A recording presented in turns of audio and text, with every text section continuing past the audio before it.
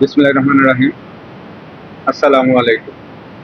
আমি হাজী আব্দুল মালেক, শিমুল ইউনিয়ন পরিষদের চেয়ারম্যান পদপ্রার্থী। আসছে সামনে ঈদুল আজহার উপলক্ষে আমার প্রিয় ইউনিয়ন শিমুল ইউনিয়নবাসী সহ সমগ্র দেশবাসীকে ঈদুল আজহার শুভেচ্ছা। ঈদ মুবারক, ঈদ মুবারক, ঈদ মুবারক।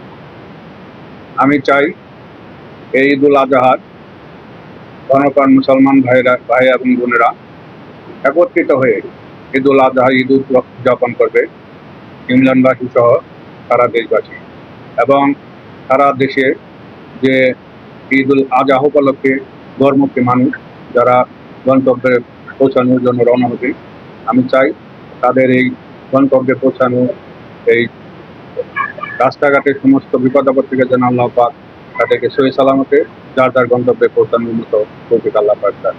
আমি সে আশা রাখছি এবং আমিও দেশবাসী সহ আমার কিমলানবাসীর কাছে দোয়া চাচ্ছি আগামীতে আমি একজন চেয়ারম্যান পদপ্রার্থী। সবাই আমার জন্য দোয়া করবেন।